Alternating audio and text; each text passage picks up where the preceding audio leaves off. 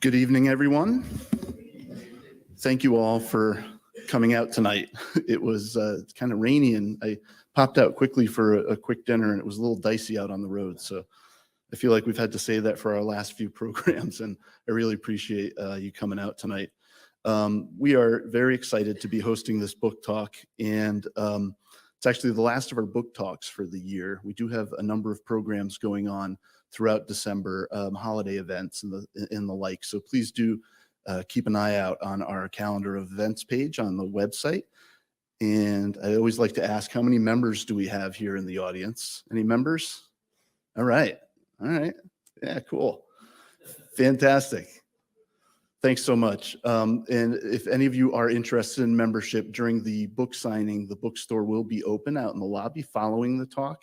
So please feel free to go out there, and you can talk to Katie in the bookstore about becoming a member if you'd like to do that. So it's my pleasure now to introduce our speaker tonight, Steve Kemper. He is a journalist and the author of Labyrinth of Kingdoms, 10,000 Miles Through Islamic Africa. Also A Splendid Savage, The Restless Life of Frederick Russell Burnham, and Codename Ginger.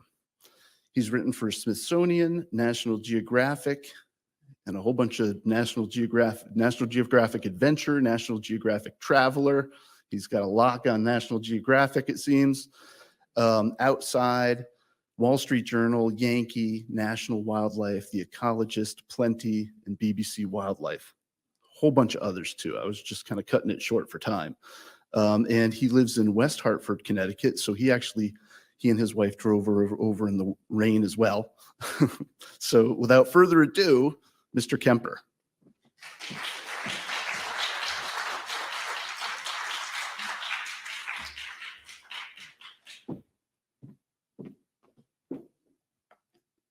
As Cliff said, thanks for braving the elements. You're extraordinary. I don't think I would have done it. Let me get situated here. I'm told to keep talking into the mic, so if I don't, somebody take a wave at me or something, because I'm okay, good, because I'm liable to stop doing what I'm supposed to do. I'm known for that.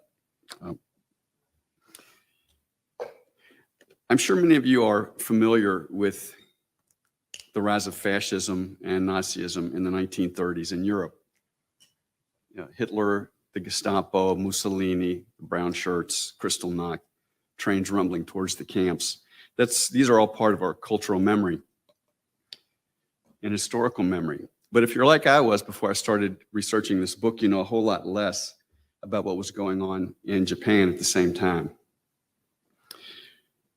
For most of us, our knowledge about that starts with these stark images of ships smoking and sinking into Pearl Harbor. For many Americans, that's the beginning of the story. In my book, it's the tragic ending. My book is about the perspective of the man who knew the most about Japan at the time. He was our ambassador there for 10 years. His name was Joseph Clark Groot. And let me put a picture of him up here. He was handsome, athletic, tall, charming. As someone said to me the other day, he looks like an ambassador straight from Central Casting. He was born to wealth in Boston, a son of Boston Brahmins. They lived on Beacon Hill. They summered in Manchester by the Sea on the North Shore. He went off to Groton for prep school, and then it was foreordained that he would go to Harvard, as his father and his brothers had before him. It was also foreordained that when he got out, he would go straight into Boston business or banking. But young Joseph had different ideas. He told his father the idea bored him to tears. His father was appalled and said, "I'll send you off on a gallivant for a year, but when you come back, you'll get back on the proper path." He did not go to Europe, to London and Paris. He was not a bro. He went to the Far East and did a lot of rigorous, hard travel in the jungles of Malaysia, junks up and down the Chinese coast, in Japan, hunting, climbing mountains. And when he got back, he told his father, "My future, you're not going to want to hear this, is in the State Department, not State Street." And that's what he did. He decided that instead of living the cushy life of a wealthy Bostonian, he would devote his life to foreign service for his country in distant places. I'm not used to talking so much, so my mouth will get very dry. And he did travel all over. He served in 14 posts during his career: Cairo, Mexico City, St. Petersburg, Vienna, Paris, not Paris, well, Paris later, Berlin. He helped to close down the U.S. Embassy in Berlin during World War I. He served on the Peace Commission to Versailles, came back to America and became Assistant Secretary of State, that's second in control of the State Department. Then he served as ambassador to Denmark and Switzerland and Turkey. And that's where he was in 1932 when President Herbert Hoover said, "I would like you to take on the most difficult post in the world at this time," and that was Japan. Why was it difficult? Well, because it was a total mess. And this was another thing that surprised me a lot about what was happening in Japan at the same time. I had no idea. People were getting assassinated there left and right. There were plots among the right-wingers, among the military against each other and military against politicians. They had killed a couple of wealthy business people. They had killed a former cabinet minister. They had assassinated a prime minister. There's a book by the New York Times correspondent who was there for much of this time, and the title of his book is Government by Assassination. So Grew knew what he was stepping into. On his way across country towards Japan, in Chicago, he saw a headline that looked like this. On his way there, 9 young officers had gone to the prime minister's home and stabbed him to death. So that was what he was stepping into. And this was just the tip of the iceberg, as I mentioned, because the plots were ongoing and voluminous. Why did Hoover want him there?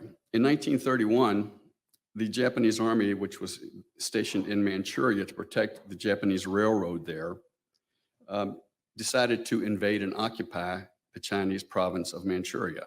And they did that without asking permission from the civilian government in Japan. And they weren't punished for this. In fact, they were lauded by the press and by the people. This is great. This is what we need. Japan needs to expand. Our imperial destiny is calling. So Hoover decided to send the best man we had, which was Joseph Grew.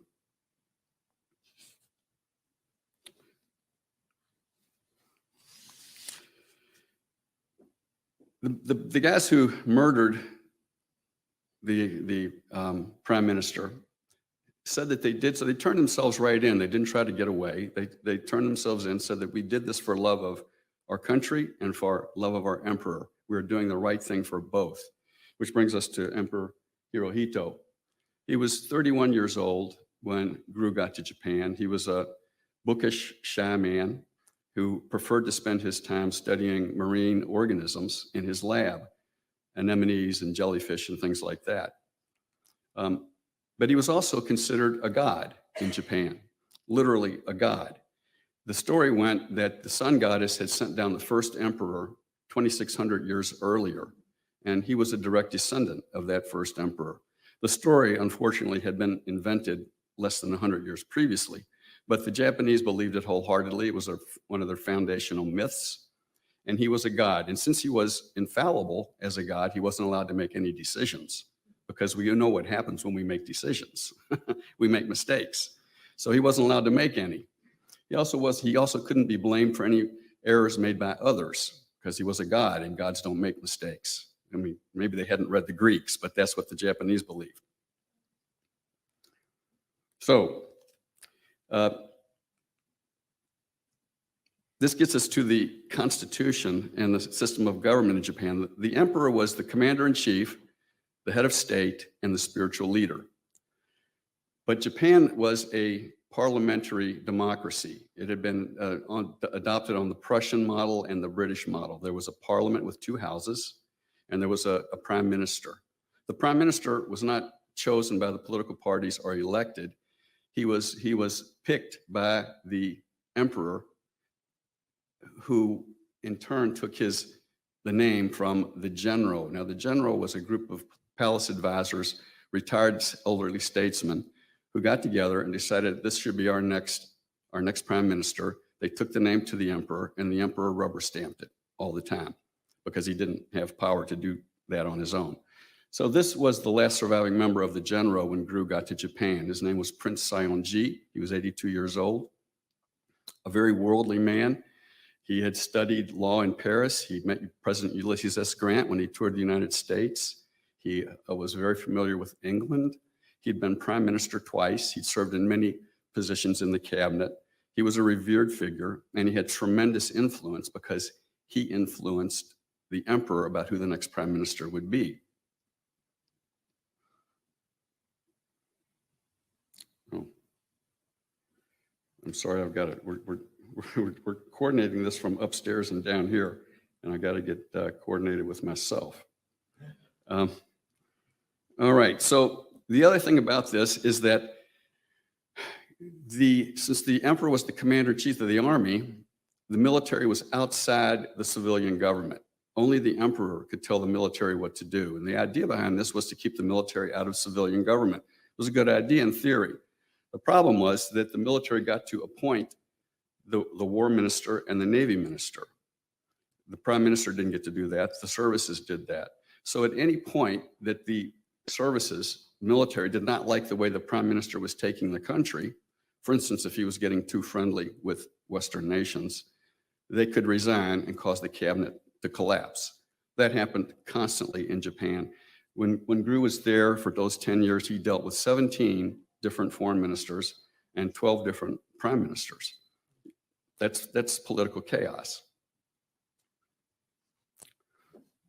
The reason that this chaos existed partly was that Japan was such a mixture of ancient, traditional culture and this overlay of Western culture.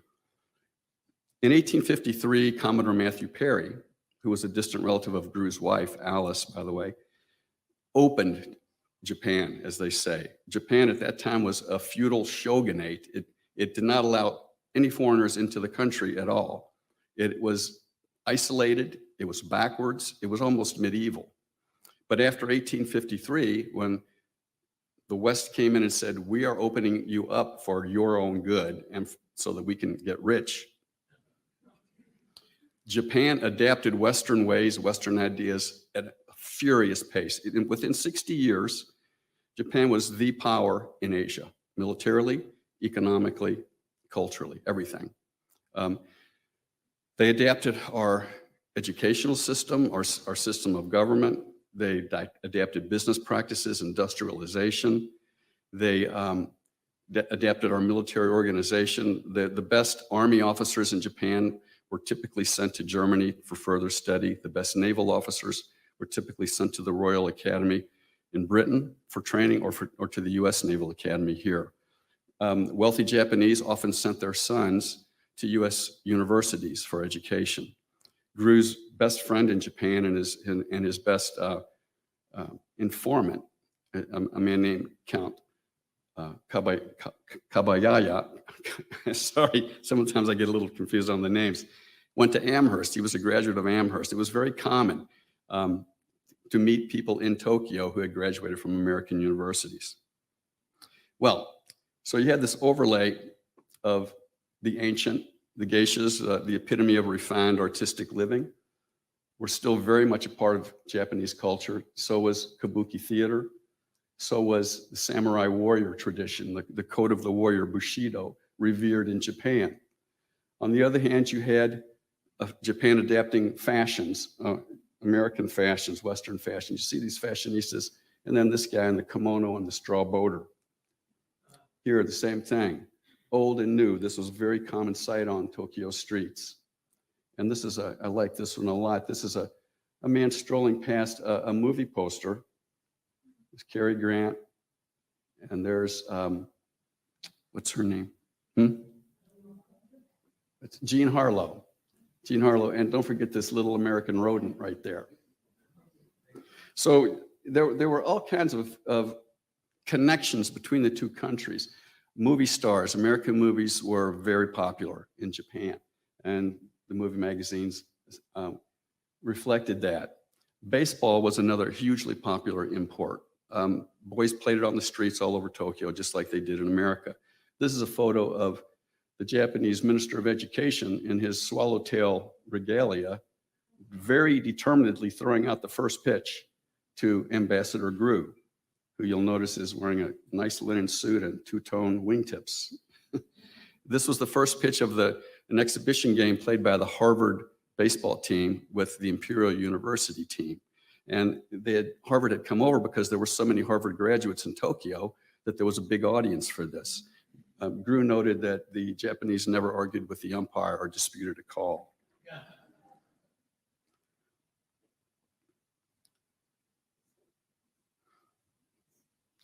Another very popular import was golf. Grew was an avid golfer. He played twice a week most of the time. In fact, when he didn't play for a couple of weeks, one of his diplomatic colleagues in Tokyo said, "Everyone wonders what's wrong diplomatically because you're not playing golf." This was Babe Ruth and Lefty O'Doul came to do an exhibition game. Lou Gehrig was with them too. They played 17 exhibition games against the first Japanese professional team, the Tokyo Giants, I believe they were called, who wore sandals on the field. And they were 17 games that were totally sold out. The Americans, of course, crushed them. Later on, Babe said they're nice little ball players, but they can't hit the old onion. But the point is that they wanted to come see him. Everybody knew the major league players. This was another highlight of 1934, the Marcus Review, which billed itself as a Saturnalia of wanton rhythm, featuring a garden of girlhood. This played to sold-out audiences in Tokyo's largest theater, six weeks, 2 shows a day. When Marcus tried to get the visa renewed, though, the ultra-rightist had put pressure on the home ministry, said, "Do not let them stay in here. It's Western frivolity, and there's too much flesh. Get them on the next boat out," and that's what happened. They asked Grew to intervene, but he decided he couldn't put the weight of the U.S. government behind a Saturnalia of wanton rhythm. Meanwhile, Grew was going about his business as the ambassador. This is the U.S. Embassy in Tokyo. This is the chancery, that is the offices where all the diplomatic business occurred. These are basically dorms for embassy employees. And this is the residence. This is where Grew and Alice lived and where they entertained. Entertainment was a very important part of an ambassador's duties because that's where you got information. That's where you could hear rumors, where you could attempt to influence people who had influence. And the Grews loved to entertain. He was a massive party giver. His liquor orders are astonishing because he had to pay for those himself, by the way. The U.S. government didn't pay for a drop of that. And that's why most ambassadors were wealthy during those days. I was just going to say something about that, but it slipped my mind, sorry.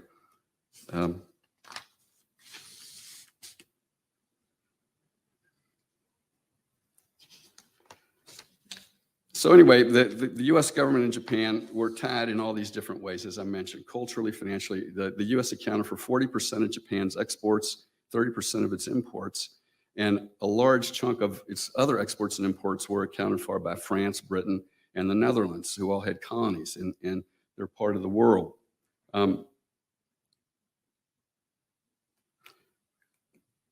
This is Grew at one of his parties.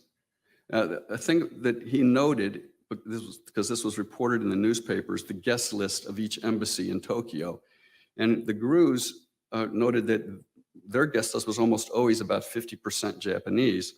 The other embassies rarely ever invited any Japanese. And Grew wondered how they could get their business done without getting to know the people. One of his primary purposes, he thought, was getting to know the Japanese, getting them to trust him so that they would trust what he had to say and believe him when he gave them warnings or advice or whatever. This is him. He typed his own dispatches on his Corona typewriter. His father made him learn he was a lefty. His father made him learn handwriting, though, with his right hand, which he hated, and it was awkward. When he discovered the typewriter, he was liberated, and that's how he wrote for the rest of his life. By the time, this is 1934, he hadn't persuaded the Japanese to get out of Manchuria. In fact, he told the State Department, there's no way they're leaving. That's not going to happen.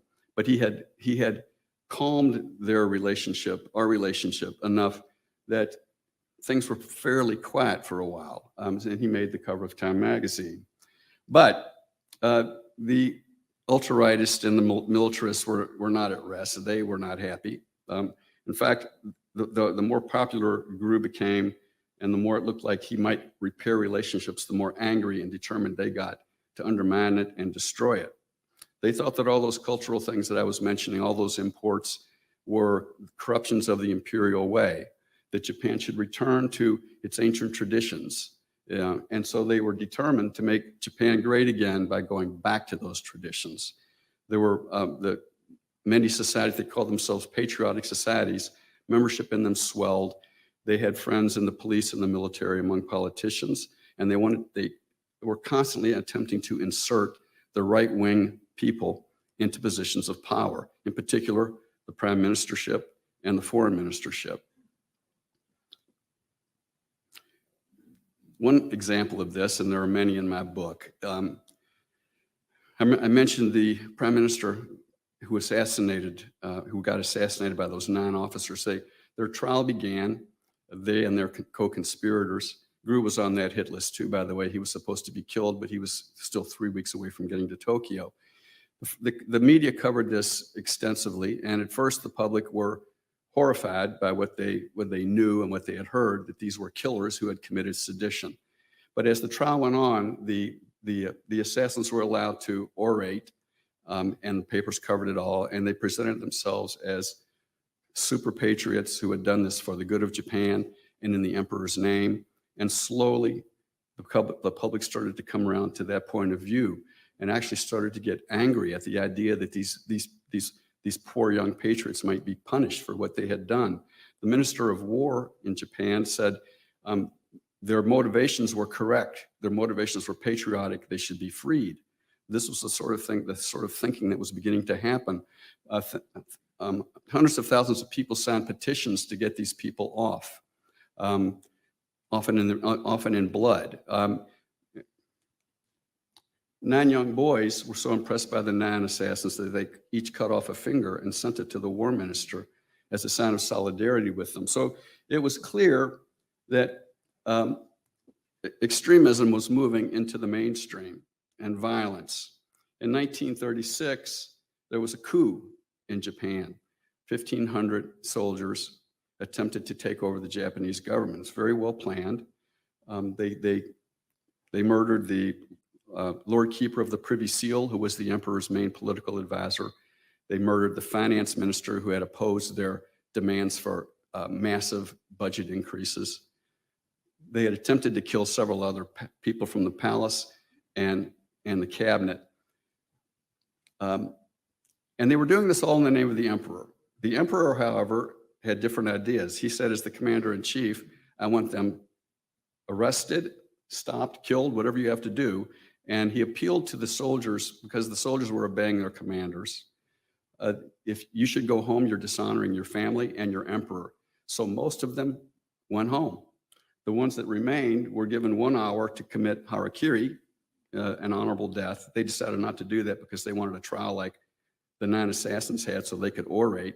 But the army was getting a little nervous about their own babies now. And so instead of letting them orate, they put them on a wall and shot them.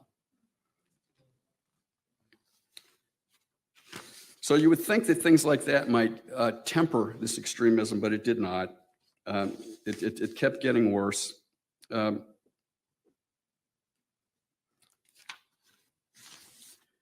And that brings me to this fellow. His name is Prince Konoye Fumimaro. He was the protege of Prince Saionji, the Genro. He was groomed to be a prime minister his entire life. He was from one of Japan's most noble ancient families. He was very popular. Gru knew him well. They played golf together. Konoye's son was at Princeton. He was on the Princeton golf team. But he was a very pliable man, a man liable to be influenced. And the right wing realized this, got to him, and inserted him as prime minister. The general thought that he would protect Japanese democracy and Japanese alliances with the West. Instead, he proceeded to start to undermine them with the help of the military. 1 month after he took office in July 1937, 1 month after that, he took office in June, I believe.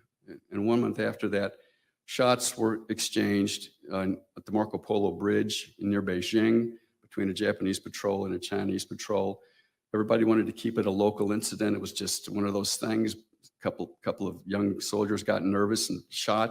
Instead, the Japanese militarists saw this as their opportunity to start taking another big chunk out of China. So the war quickly escalated. The press and the military and the propaganda machine went into full gear. And soon you had war fever sweeping over Japan. This is our moment. This is our moment to take over the Far East, the biggest country in the Far East, and the country with many more resources than we have in Japan. Japan was very poor in resources. So you had thousands of conscripts, tens of thousands of conscripts. This is a photo of a family sending their son, child, brother off to war. They would decorate their homes like this and send them off with rowdy parties. War bonds became patriotic, of course, as they always do during war. Children were encouraged to give money to support the war effort. It quickly got out of hand. The Japanese tactic became to bomb civilians, to bomb cities, to destroy cities, and then come in and commit atrocities.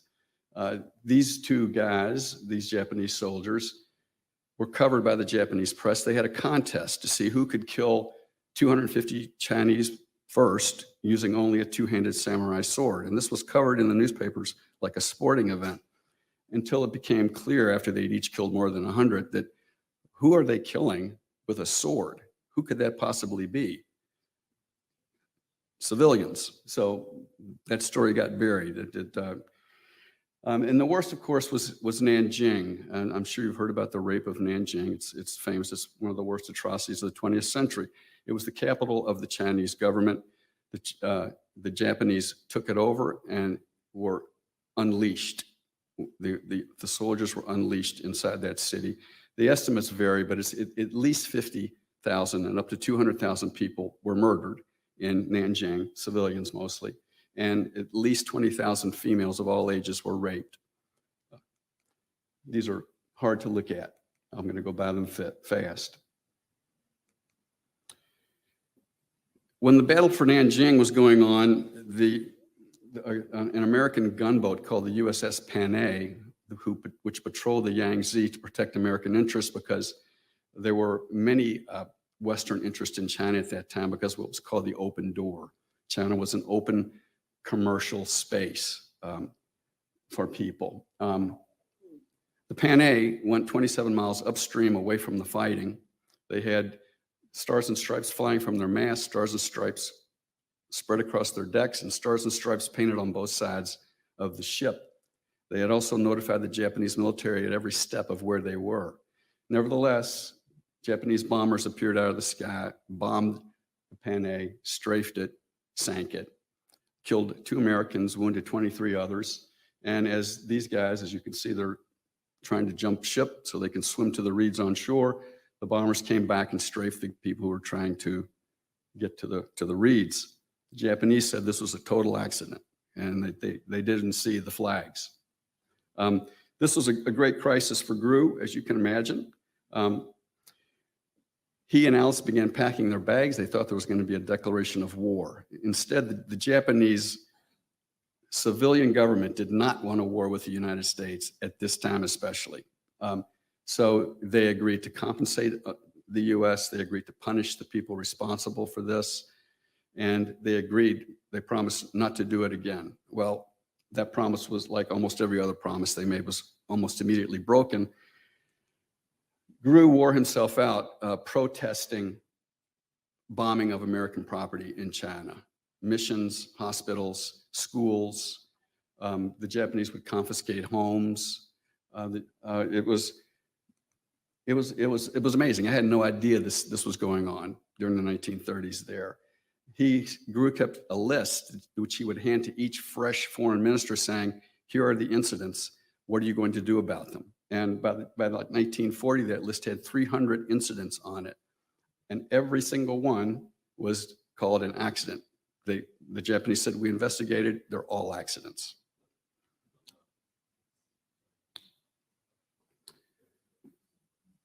So the Chinese War, meanwhile, was starting to suck up a lot of bodies and a lot of Japanese resources.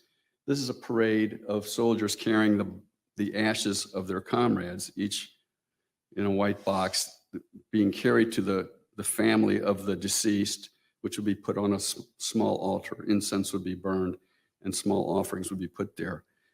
This war was horrifying. This photo, it really gets me every time I see it. You can see it's the son of a soldier holding his father's portrait, and behind him stands the soldier who's carrying his father's ashes. It's a funeral procession. This happened all over Japan. Japan in that war ended up losing at least 500,000 dead, maybe up to 700,000. Far worse for China. China's military casualties were 2 million dead, and Chinese civilians 10 to 20 million dead. All started from a couple of young soldiers shooting at each other at a bridge. But things got more stupid than that, even, as we know. In 1939, in May, Gru took a furlough home to talk to his bosses, including this guy you might recognize. Gru and Roosevelt knew each other from Groton and Harvard. Roosevelt was 2 years behind Gru there at both places. They called each other Frank and Joe. They weren't good friends, but they were acquaintances. And when Roosevelt was elected in 1932, a Democrat, Gru was a Boston Republican. He didn't know if he'd have a job after Roosevelt came in. Turned out he did. He also didn't know if Roosevelt, he'd put in his diary, had the stuff to guide the country through what Gru felt was coming. He wasn't sure of his abilities as a politician. He became a great admirer of Roosevelt over the next 10 years. And it was mutual. Gru was reappointed by Roosevelt 3 times to stay in Tokyo and try to do what he could. He also met with Secretary of State Cordell Hull, who was a specialist in international trade, but had taken on this job just as the world was exploding, the most important diplomatic job in the United States, Secretary of State. Gru admired him too, mostly, but he found his high principles admirable and yet inflexible, and this would lead to some friction later on in Gru's tenure. And then he also met with this man, Stanley K. Hornbeck, who was Hull's special advisor on Far Eastern affairs. Hornbeck was irascible, egomaniacal, was certain he was right about everything, and he began to undermine Gru in the State Department. He believed that Gru had gone native and was an appeaser, which really annoyed Gru a lot. But he was closer to Hull than Gru was, and got listened to more often. So by the time Gru came back started back to Tokyo in late September of 1939, many things had changed. The Japanese had continued to bomb American properties, so Roosevelt had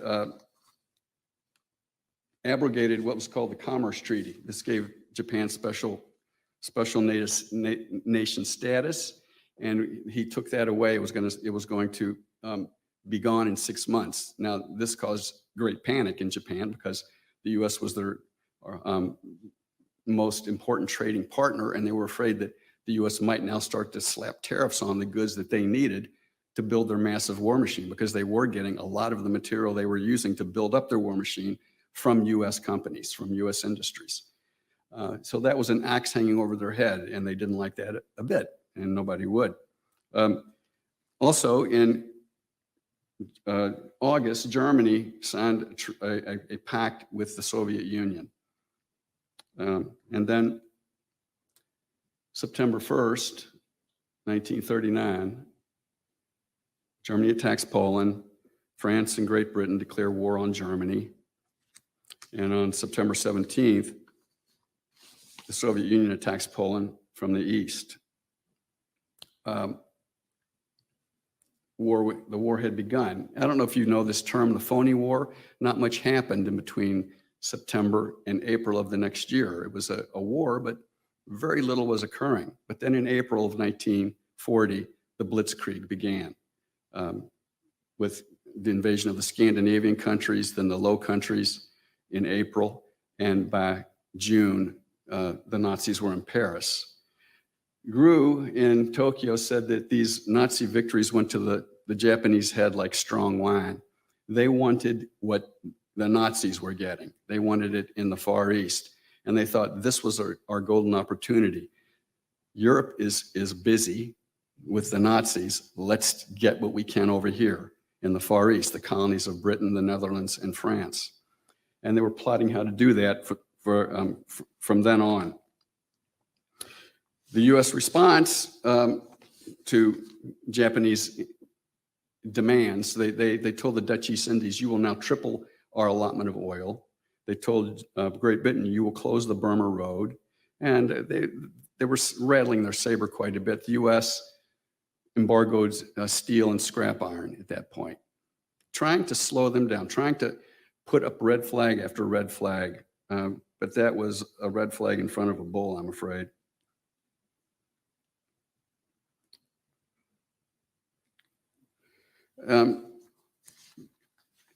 I should mention that this relationship between Germany and Japan was a very interesting one. Hitler, of course, wanted Japan on his side because if he could convince Japan to keep the Western powers busy in the Pacific, it would be so much easier for him in Europe. Japan resisted that. They had their own plans, and it didn't include getting involved in a European war. But they still did want the Nazis to do what they were doing so that they could pluck off the colonies in the Far East. And so there was a strong bond that started to form between the Nazis and the Japanese, because the Japanese military really wanted to join the Axis. There was a lot of pressure for that. And so you had the swastika became very popular in Tokyo. Hitler youth groups were formed in Tokyo. The Gestapo came over and started advising the Japanese police and home ministry how to root out troublemakers in universities and businesses and places like that. And of course, those troublemakers tended to be Jewish and socialists. But it wasn't enough. And so the army decided to put their man back in. Koniye had resigned, but now he came back in, and he was an admirer of Hitler. There he is at a costume party dressed as Adolf.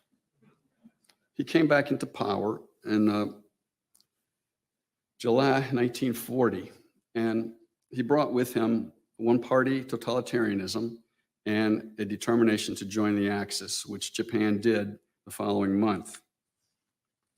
He also brought in with him a new cabinet, a couple people whose names became notorious to Americans. This is General Tojo. He was Minister of War. And this is Foreign Minister Matsuoka. This is Koniye. Let's spend a minute on Matsuoka. He's one of the most fascinating characters in my book. He was born poor. He was sent to the US at age 13 to make some money for the family. And he spent 9 years there, mostly in Oregon. He converted to Christianity. He memorized the Declaration of Independence. He got a law degree from the University of Oregon. He was convinced that he loved America and knew more about it than any Japanese person alive. Neither thing became apparent over his year or two on the stage. He was the most catastrophic foreign minister that Gru had to deal with. He thought that he was a genius, like Hitler. He affected Hitler's strut. He affected his mustache. Some people thought he was crazy, mentally unbalanced, and Gru was one of them.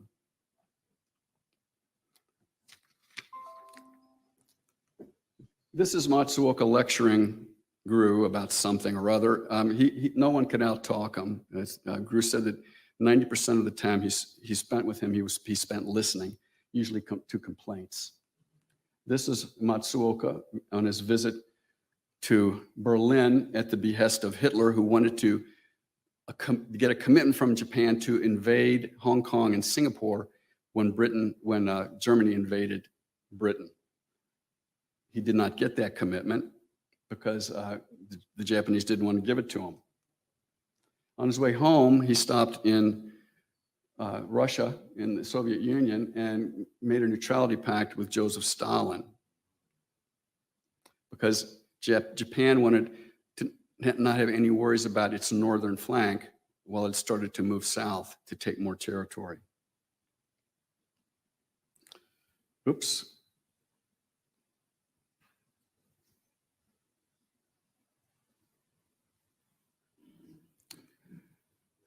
I put this up because it's, you may have heard of this. This is a telegram that Gru sent in January 1941, telling the State Department that he had heard a rumor from the Peruvian minister that Japan was planning to make a surprise attack on Pearl Harbor.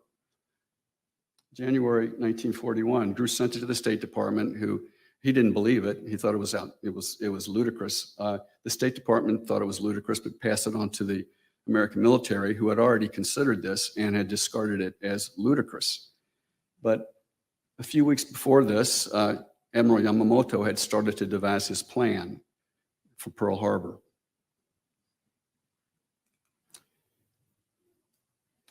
Japanese arrogance became swollen because everything was going their way. Greater East Asia, success of the Nazis. Matsuoka, who was at least half crazy, said, invited the US to join the Axis Pact. But he said, if you don't do that, we will eliminate you. Japan felt that it was the nation of peace, that everything it was doing was for peace, and no one seemed to understand that for some reason. This was headlines that were very prominent at the time. Britain is beaten, so it's, that's going to happen soon, and we'll be able to mop up the remains in the Far East.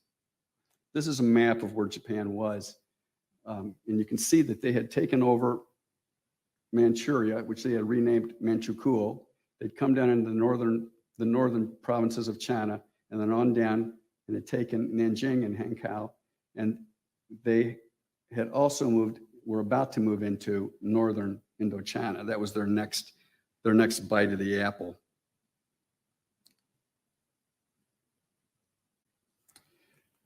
But while all this great stuff was going on, things at home were very tough because the military now accounted for 50% of the budget and almost everything that was valuable, including food, cloth, metal, everything.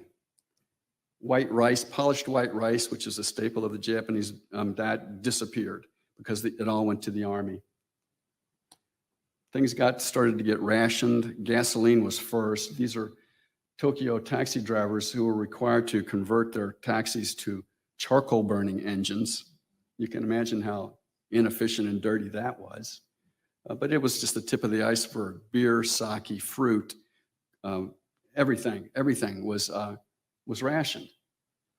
And that gave a perfect opportunity, of course, to control, to oppress, and to censor. And that's what they started doing more and more tightly.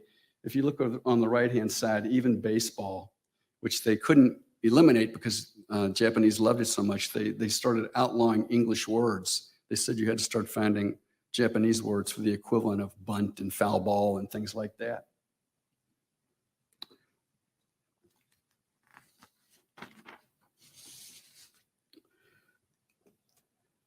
This is a photo of a woman staring at a poster placed at the entrance to a neighborhood that says, if you have permed hair, you will not be admitted. Even things like that were starting to be shut down. The Japanese Barbers Association said, we will no longer use the luxury of hair oils. We will give you a military cut. That is the national haircut. So that started happening as well.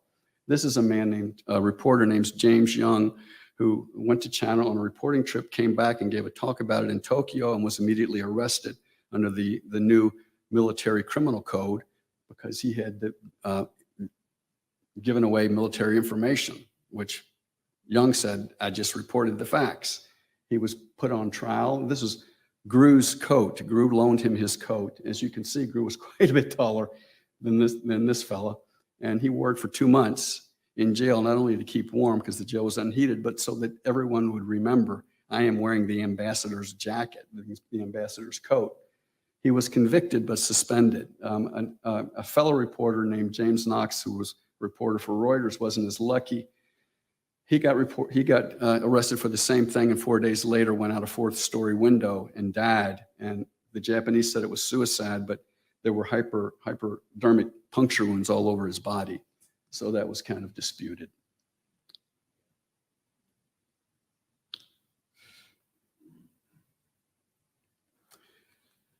As this paranoia and conspiracies and strictures became so prominent in Japan, they had to focus the population's feelings away from what was happening to them and towards the enemy. And so you kept seeing headlines like this, that the U.S. is in a plot to ruin East Asia, that there's an Anglo-Saxon plot to encircle Japan. And that's why we have to keep expanding our territory, because if we don't, they'll encircle us and destroy us. Nobody was doing anything except Japan. Japan was the peaceful dove. No one understood that. And the U.S. was the snake who was trying to destroy Japan's peaceful plans.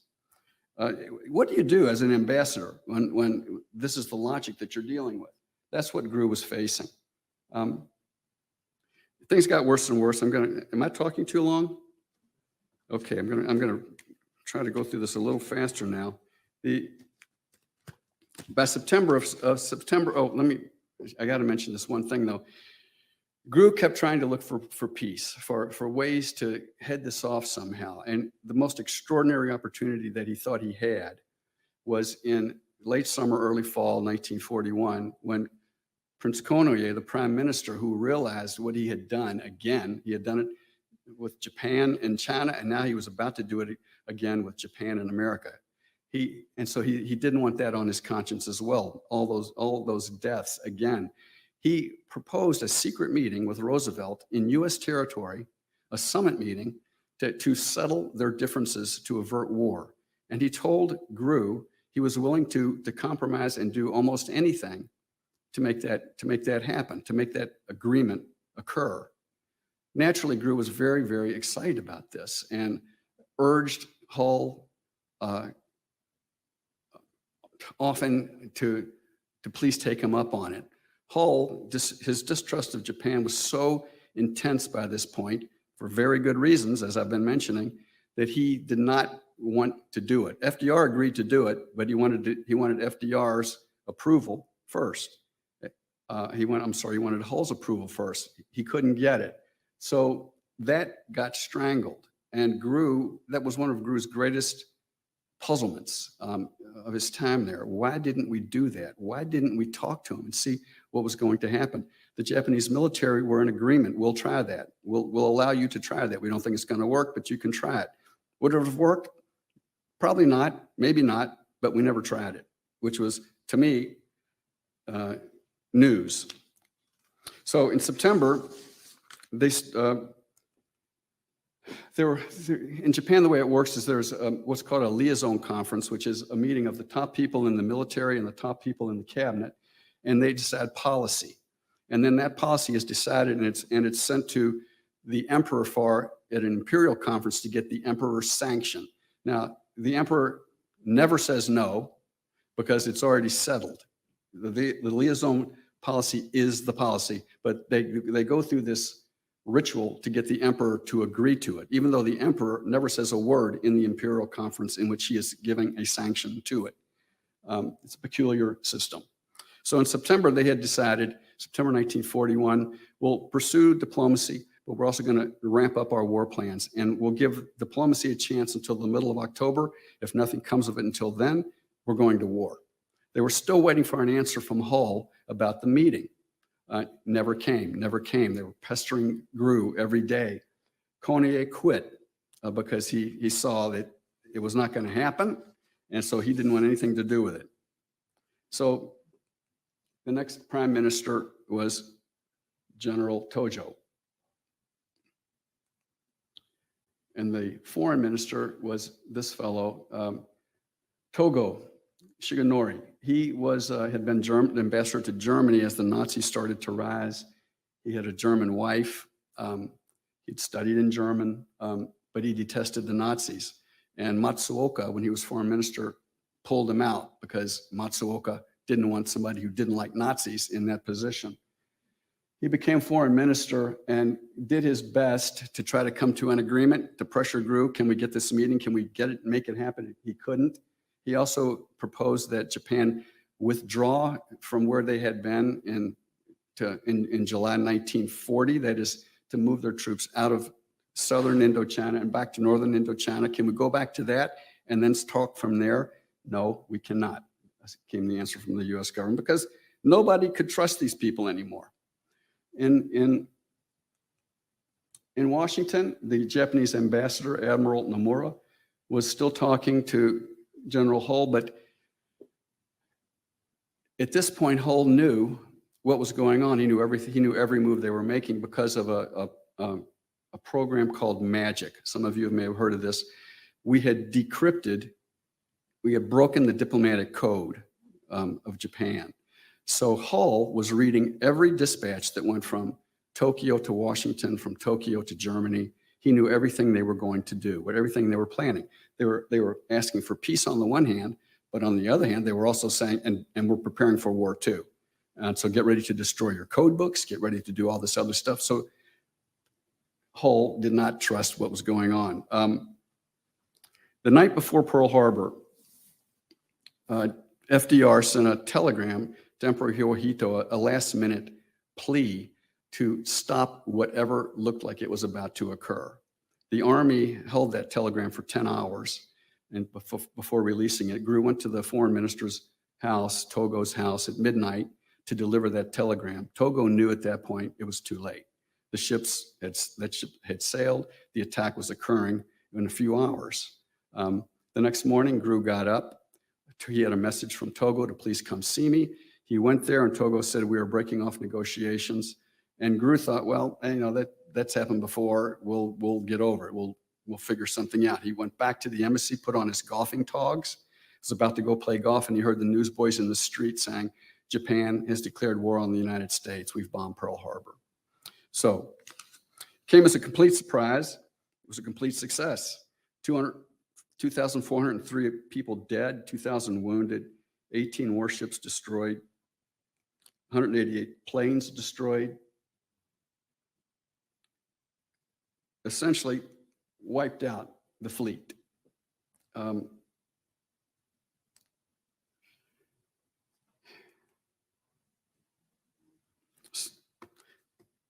Grew and the people in the embassy got interned. They were prisoners of war for 6 months as negotiations took place to get them home.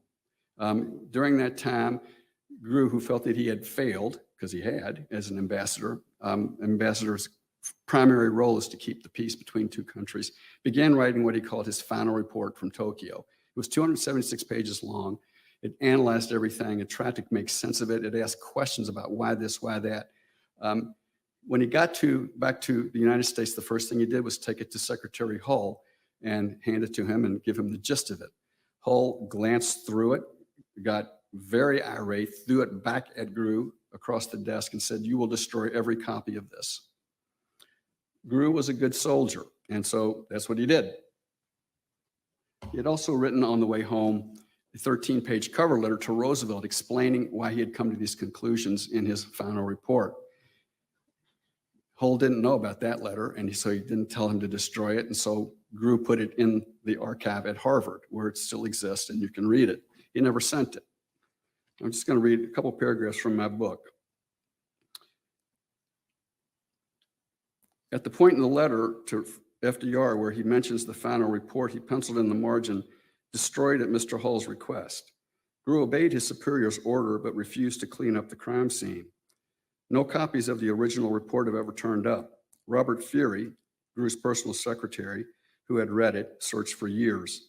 Yet Grew documented so much of his experience and thinking in other places, his diary, his letters, thousands of dispatches to the State Department, his memories, his memoirs, 10 years in Japan and turbulent era, that the final report survives like a palimpsest.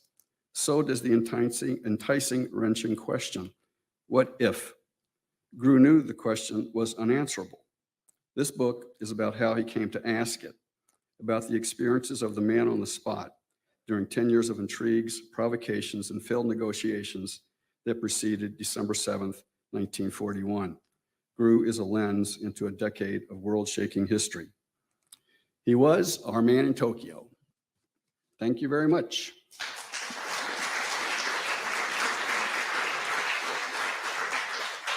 And I would love you all to ask me anything, sure. I might not be able to answer them, but you can.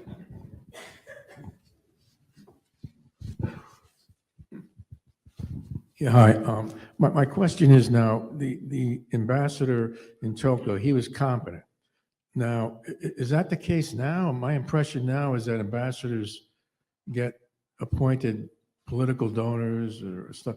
I mean, do we have any competent ambassadors who, that's my question. Boy, I don't feel qualified to answer that question. I think the answer is going to be yes and no. You're right that there's still patronage positions. Grew, as Assistant Secretary of State, presided over the professionalization of the Foreign Service that was created during the 1920s when Grew was there. But it didn't get rid of the patronage system. And so you still have these donors who know nothing about diplomacy getting important positions. But you also have the people who are hardcore foreign service officers. They've been trained, they're devoted to foreign service to our country, and they serve our country with knowledge and depth. I'm thinking of our ambassador, our former ambassador to Ukraine, for instance. Maybe some of you saw her testify. There's no doubt in the world she was completely competent, and that was part of the problem for some people. So anyway, my answer is yes and no. Oh, hello. I'm Bill, and I was trying to recall the government by assassination. I do know that it wasn't until September 18th, 1931, when the Japanese invaded Manchuria and renamed Manchuria a Japanese occupied area known as, what do you call it? Manchukuo. Manchukuo, yes, back on March 1st, 1932. But I'm just need to know, the government by assassination, I do know went way before that. Probably around April 15th. Was it like 1930 or 31? Are you referring to the assassination of the previous prime minister, or or are you referring Government to the book? by assassination? That's a book by a New York Times correspondent named Bias, B-Y-A-S. Oh, okay. Thank you. Sure.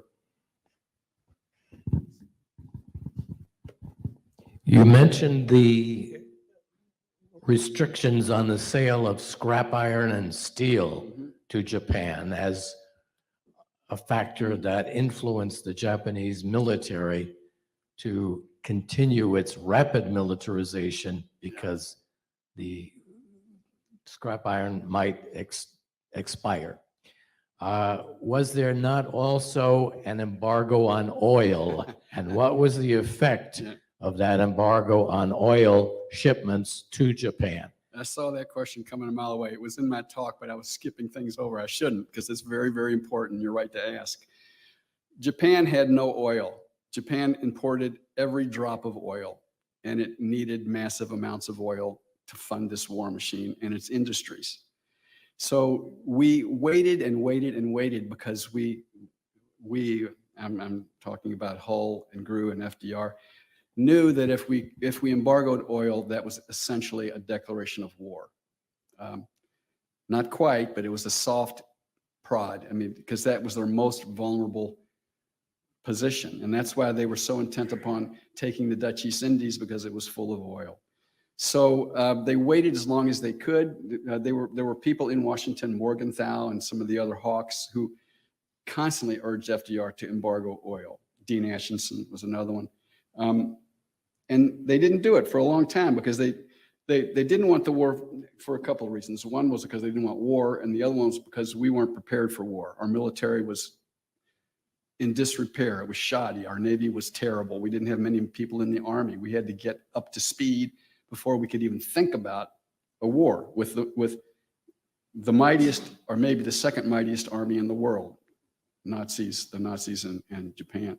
So yes, we did embargo oil, and if you talk to and read some Japanese historians, you will hear from them, the US caused the war, they embargoed oil, and that was the cause of World War II. You still hear that, you still read that. Of course, it's nonsense. I mean, there was so much that led up to it.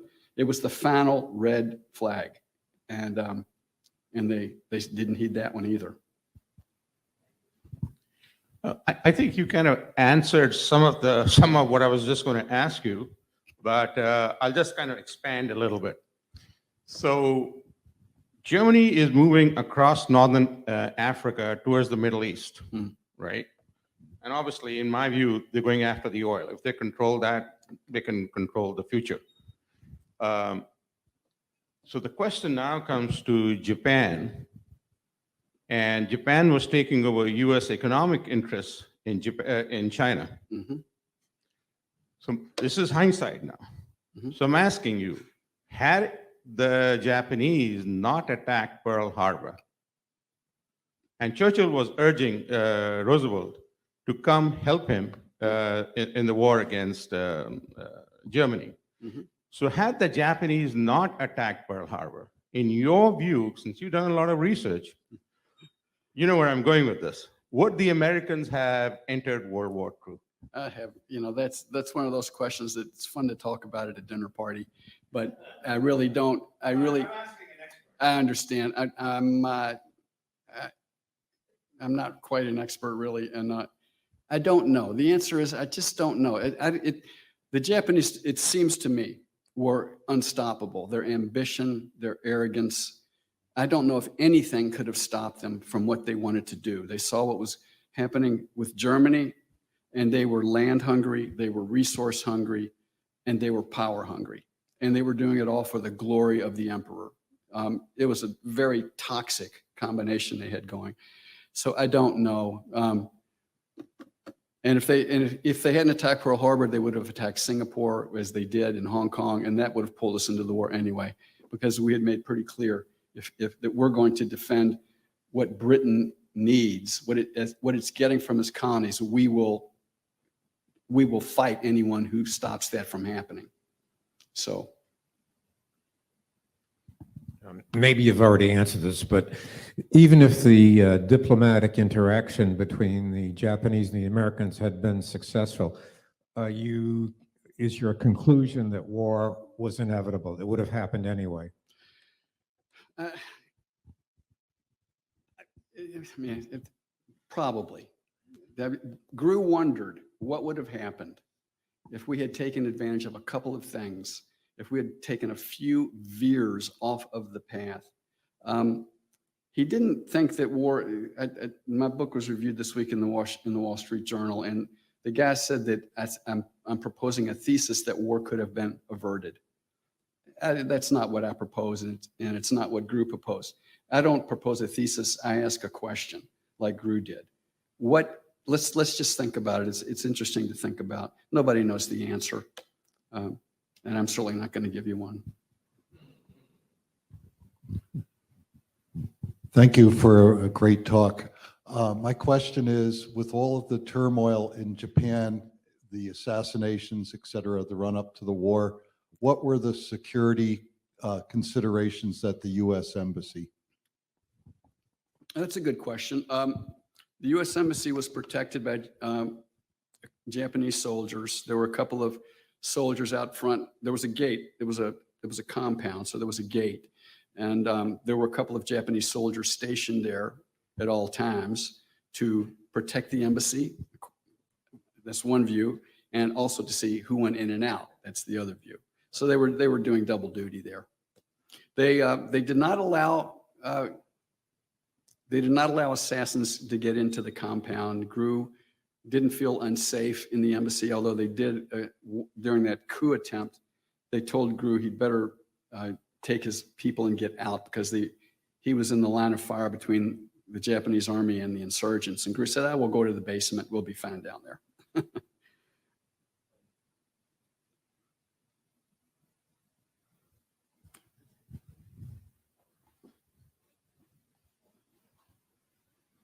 While you're walking over there, I'll just mention one thing that strikes me that I forgot to mention. I was reminded by your question about the oil and my comment about that some people in Japan think that our embargoing oil caused the war. In the 70s, the Japanese have a shrine in Tokyo called the Yakusuni Shrine. It's where they put their honored war dead. And in the 70s, they actually put into that shrine Tojo. 17, I believe it's 17 Class A war criminals who were convicted, Class A war criminals. They put them in the Yakusuni Shrine as Showa heroes, quote. So that's a peculiar thing to think about. There's still a lot of right-wing nonsense in Japan about who the victim was. And, they have a case. The atom bomb certainly gives them a case, but it's kind of very different from Germany, for instance. You would never see a monument to Hitler and Goebbels and Göring. They wouldn't be put in as the honored dead of Germany. Anyway, sorry, go ahead. I have a two-part question. Was Grew's reputation harmed here in the U.S. after that? Did anybody blame him for not knowing what was going to happen? That's yeah, go ahead. And my second question is, there's still any controversy that Roosevelt knew what was going, that at one time, I know there's a lot of controversy that he knew Pearl Harbor was coming. Is there still that controversy? That controversy will never die, and it's totally absurd. I mean, I was just reading tonight, I'm on search terms, and I get things sent to me that were so Joseph Grew, and it came tonight. Some guy from 1952, and I was reading that it was really like science fiction. That this conspiracy about Roosevelt he was protecting the oil interest of his family, and Grew was put in because he was a family friend, and Grew helped the Japanese arm, and that was his purpose, was to get the Japanese well armed so that they could attack the United States. That was his goal there, to start a war. I mean, it's just insane, this stuff. Yes, it's still out there. To answer your first question, Grew took a lot of heat because some people thought he was an appeaser because he kept trying to look for a peaceful path. And a lot of people found that to be appeasing. He hated that. He always recommended what he called constructive conciliation. Let's give them this, let's concede this and this, and if they don't do it, then let's take away even more. So it was this carrot and the stick with Grew all the time. He also, when he got back, he was sent on a barnstorming tour by Hull. He gave 250 speeches in the first year. Everybody wanted to hear what he had to say. This guy knew the enemy better than anybody. And his speech talked about the cult of militarism in Japan that had to be destroyed before Japan could rejoin the community of nations. But he said there's also another Japan that I love. It was my favorite post. They're my favorite people of all the postings I've had. They're gentle. They're polite. They're deeply cultured. And that got dropped. He was asked to drop that part of it as the war went on because it didn't fit with the propaganda message. He started bringing that speech back in later on well, he was part of the group that were trying to figure out the surrender terms for Japan, the Potsdam terms, and he recommended that the emperor, as a cultural icon, be allowed to remain in Japan with no power, and not even Hirohito necessarily, but the emperor we must assure them that the emperor will be allowed to exist, because otherwise, he said, they will fight to the last child if we invade them, and they would have. I mean, there are photos of school children with sticks practicing stabbing, in preparing for the invasion. And then Alamogordo happened. We had the atomic bombs. We didn't need to invade anymore. And so that clause got dropped from the Potsdam terms, and consequently, Japan didn't surrender. They refused to surrender. We dropped a bomb, refused to surrender. We dropped another bomb. Finally, the emperor said, we are surrendering. And so Grew was in the room where they were, but they said, we'll surrender if the emperor can remain. And Grew was in the room where they were discussing the final terms, and he persuaded them to keep it vague enough that the emperor would be under the supreme commander of Japan, the American supreme commander of Japan, and that allowed the right wing to say, okay, we'll surrender. And that's how it happened. So.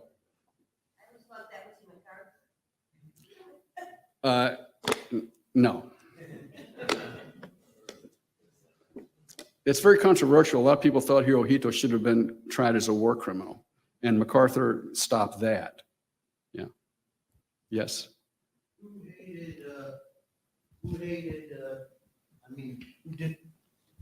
Who did not like Joseph Grew more, Cordell Hull, or was it Franklin D. Roosevelt? Oh, no, they both liked Grew. They both liked him very much, and Grew liked them as well. I don't think there was enmity at all between them. Okay. Yeah. Sorry about that. Oh, no problem. All right, folks, if you have any final questions, why don't you ask them out at the book signing table after you buy your book? How about another round of applause for Steve Kemper? Thank you again for coming.